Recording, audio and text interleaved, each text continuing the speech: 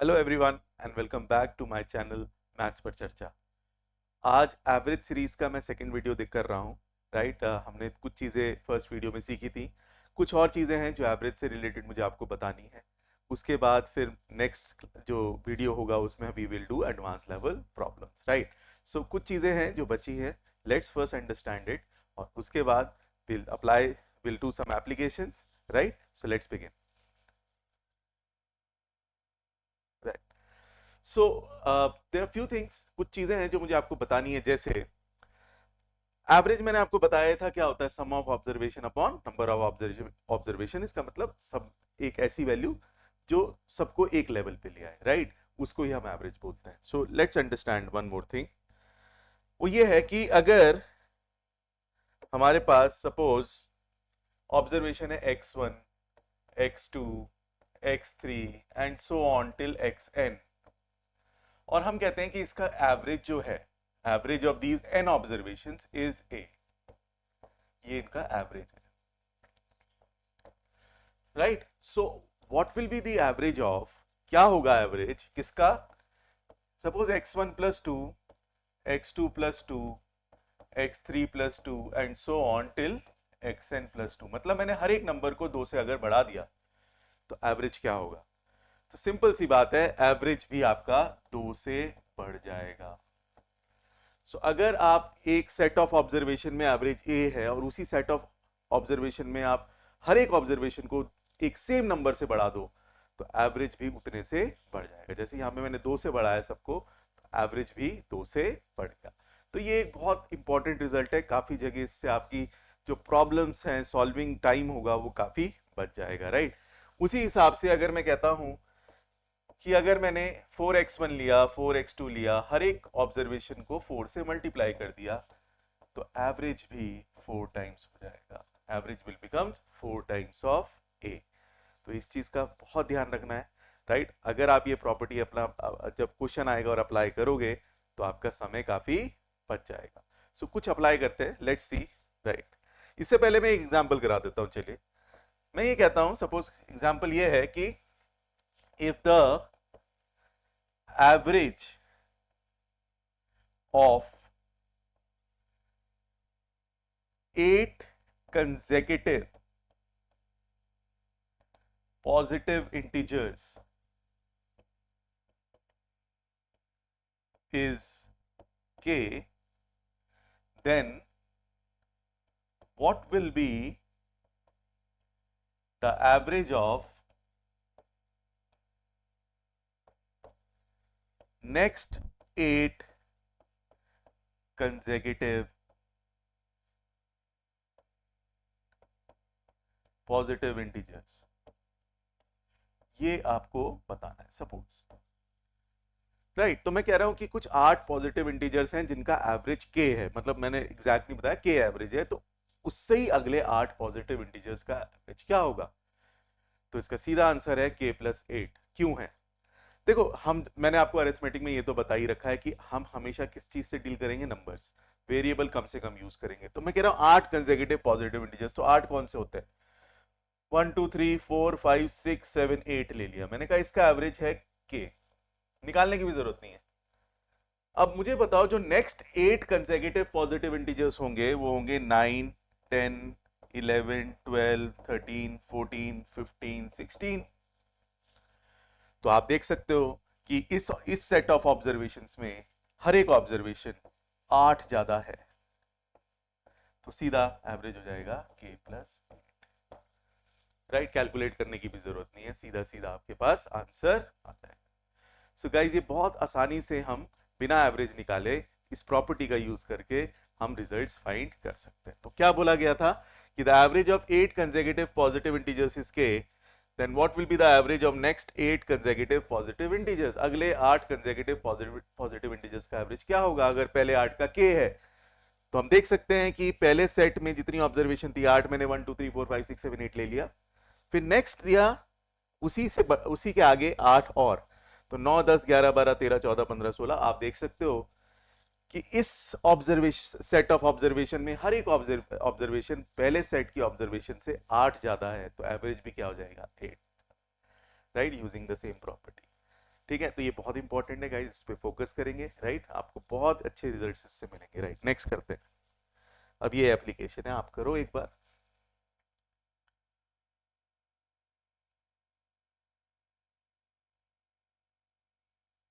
Right, चलो। तो इसमें क्या है, देखो सेम चीज है ना, if the A is the average of series of n consecutive odd numbers, तो कुछ भी ले लो आप, 1 3 5 7, एन लिखा हुआ 5 ले लो आप, 9। वो कह रहा है what is the average of, and B is the average of n consecutive, इसका एवरेज ए है, and B is the average of n consecutive starting with X plus 4, मतलब 1 था, 1 प्लस 4 क्या होगा 5, फिर 7 कंसेक्यूटिव लेने, 9, फिर 11, फिर 13। तो आप देख सकते हो हर एक ऑब्जर्वेशन 4 ज्यादा है, तो यहाँ पे जो b की वैल्यू होगी वो हो जाएगी a प्लस 4, तो ए बी माइनस ए हो जाएगा 4। तो सिंपल एप्लीकेशन से हमने बोल दिया इज ऑलवेज 4। सो बहुत आसानी से आप ये सॉल्व कर सकते हो, you don't have to form equation, आपको इक्वेशन बनाने की जरूरत नहीं है, सीधा ये प्रॉपर्टी हम यूज कर रहे हैं और आंसर बता रहे हैं, राइट। चलो नेक्स्ट करते हैं, ये भी देखिए, राइट, इसे भी आप नंबर्स लेके कर सकते हो। Consider a sequence of 7 consecutive integers 1 2 3 4 5 6 7, the average of first 5 integers is n। अब फर्स्ट 5 का देख लो पहले एवरेज, ये तो हम उस मेथड से भी निकाल सकते हैं। आप ये देख सकते हो कि ये देखो यहाँ पे एक कम है, डेफिसिट भी 3 का है, एक्सेस भी 3 का है, 1। वैसे भी याद रखना अगर इक्वल स्पेसिंग हो, एपी में हो सीरीज, तो मिडिल टर्म ही एवरेज होता है, राइट, -2 +2। तो ये आप देख सकते हो नेट डेफिसिट और नेट एक्सेस 0 हो गया, तो इसलिए 3 ही एवरेज होगी, तो फर्स्ट 5 की 3 है, तो इसी हिसाब से जो 7 के 7 है, इनकी एवरेज क्या हो जाएगी 4, राइट। ये देखो ये जितने कम है उतना ही ज्यादा है, तो 5 का एवरेज 3 है, और वो कह रहे हैं then the average of all 7 integers, all 7 का 4 है, तो अगर ये n है तो ये क्या हो जाएगा n+1, so n+1 is the answer, simple. So बहुत आसानी से ये हम चीजें नंबर्स लेके कर सकते हैं।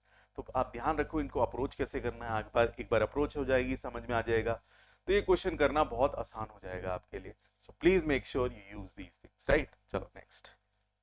अब नेक्स्ट टाइप ऑफ प्रॉब्लम्स ये मैक्सिमाइजेशन और मिनिमाइजेशन पे आती हैं, तो ये एग्जाम्पल के थ्रू ही समझा रहा हूं, नहीं ये वाला अलग है थोड़ा, पहले आप ये कर लो एक बार,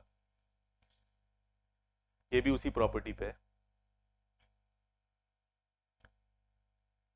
राइट। अब इन्होंने थोड़ा सा ना यहाँ पे आपको कंफ्यूज करने के लिए सब बोल दिया है कि where n is a positive integer larger than 2007।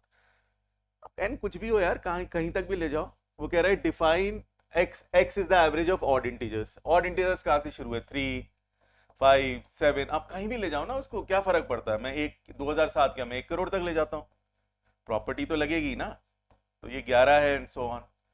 और वो कह रहा है कि y ये x है इसका average, and y is the average of all the even integers, even integers कहां से शुरू है, 2 फिर 4 फिर 6 फिर 8 फिर 10 एंड सो ऑन, और इन सब का एवरेज y है। तो आप समझ जाए क्या हो गया यहाँ पे, आप देख सकते हो कि इस वाले सेट में हर एक ऑब्जर्वेशन एक कम है, राइट। तो क्या हो जाएगा, पूछा x माइनस वाई, तो x माइनस वाई सीधा सीधा 1 हो जाएगा।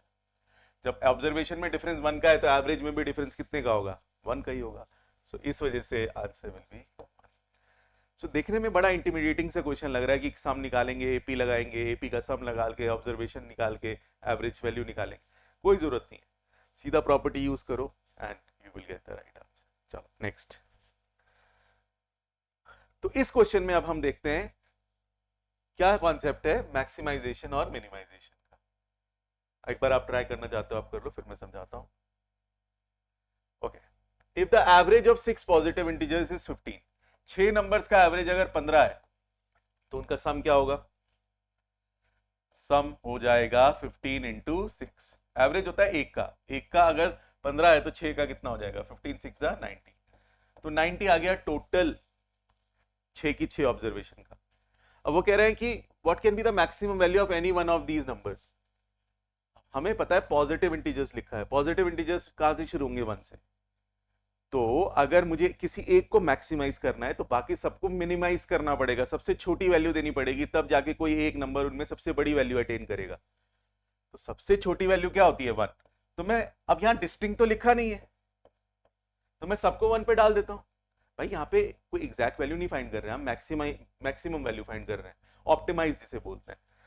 तो 90 में से 5 का सम, अगर ये जो 5 ऑब्जर्वेशन है इनका सम मैंने 1 1 1 कर दिया तो सम 5 बन गया। तो 90 में से 5 गया, कितना हो गया 85। तो इससे दिस इज द लार्जेस्ट और the maximum value of any one of them, right. तो ये मैक्सिमम वैल्यू ऐसे निकल जाएगी। वेरी सिंपल कॉन्सेप्ट, ठीक है। बट इसमें हम घबरा जाते हैं कि ये मैक्सिमम पूछ लिया, मिनिमम पूछ लिया। कोई दिक्कत नहीं है, अगर किसी एक को मैक्सिमाइज करना है तो बाकी सबको मिनिमम वैल्यू दे दो। यहाँ पॉजिटिव इंटीजर्स की बात हो रही है, पॉजिटिव इंटीजर सबसे छोटा 1 होता है, तो सबको 1 दे दो वैल्यू। 1 1 1 1 1, 5 वैल्यूज 1 हो गई, तो उनका सम 5 हो गया। 90 सबका सम है, 90 में से आपने 5 माइनस किया, बचा 85। 85 is the maximum value of any one of them, right. Let's do the next. अब यहाँ क्वेश्चन थोड़ा बदल दिया है, अब आप समझ गए होंगे वही क्वेश्चन है, बट 6 इंटू 15 कितना है टोटल 90। क्या लिखा हुआ है वर्ड डिस्टिंक्ट, इन चीजों का बड़ा ध्यान रखना चाहिए। अब यहाँ डिस्टिंक्ट लिख दिया तो मैं सबको 1 नहीं ले सकता, तो 5 सबसे छोटे पॉजिटिव इंटीजर्स क्या होंगे 1 2 3 4 5, और इनका सम हो गया 15। तो maximum value of any one of them is 90 minus 15 which is 75। So very easily I could solve these problems, right? I hope आपको ये कॉन्सेप्ट समझ आ गया होगा, कैसे हम इन चीजों को अप्लाई करते हैं, कैसे मैक्सिमाइज करना है, कभी कभी मिनिमाइज भी करना होता है। एक एप्लीकेशन उस पर करते हैं लास्ट ऑफ द डे, ये दो एक बार आप देखो।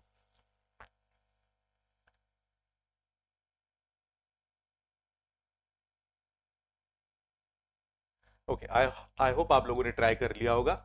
अब देखो इसमें क्या बोला है कि average marks in a class of 25 students are 75।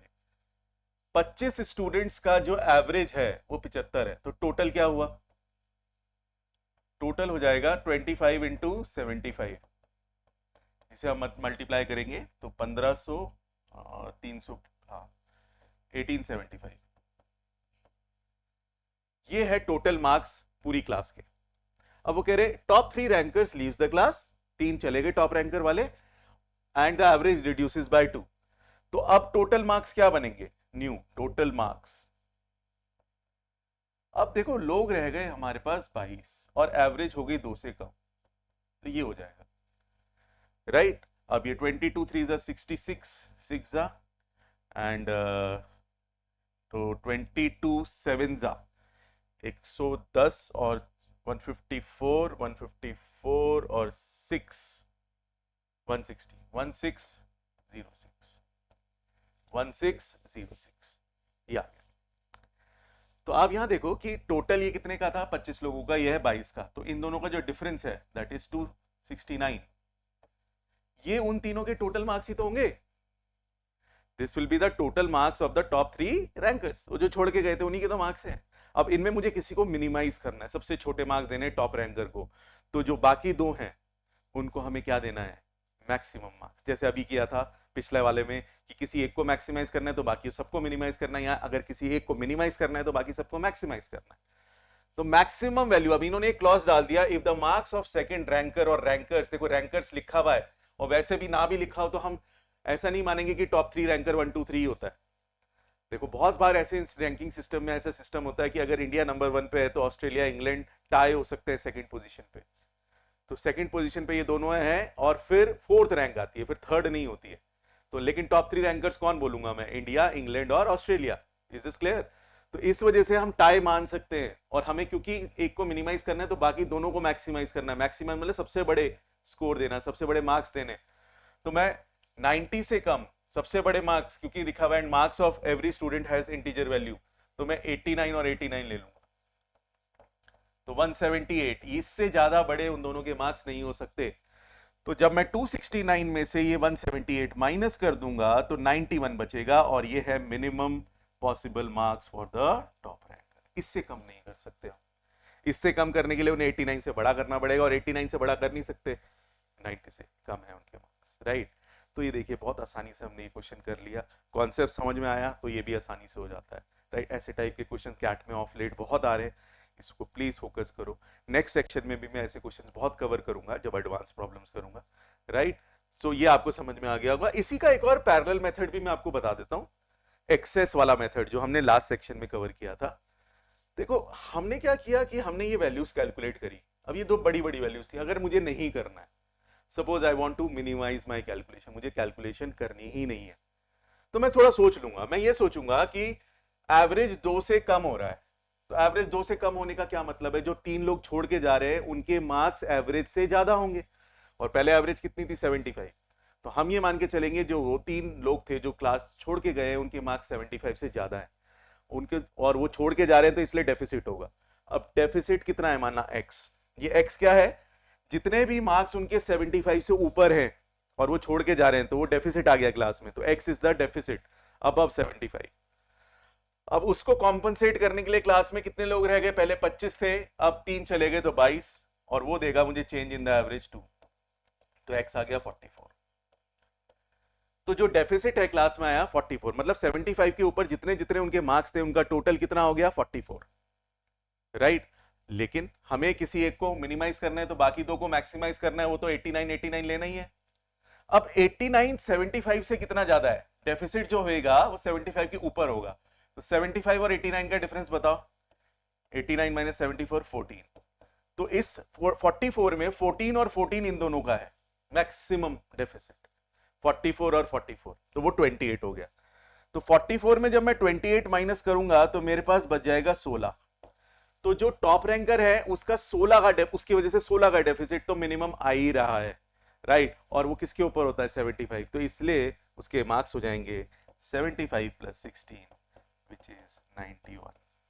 तो देखो ये कैलकुलेशन बच गई हमारी काफी सारी, बहुत आसानी से हमने एक्सेस और मतलब इसमें डेफिसिट मेथड से हमने इसको सॉल्व कर लिया। आई होप ये आपको समझ आया होगा, right. I will bring a next video जिसमें मैं CAT level advance level problem करूंगा। आई थिंक 2 वीडियो और लगेंगे जिसमें सारी प्रॉब्लम्स, टाइप ऑफ प्रॉब्लम्स मैं कवर करूंगा, right. Till then take care.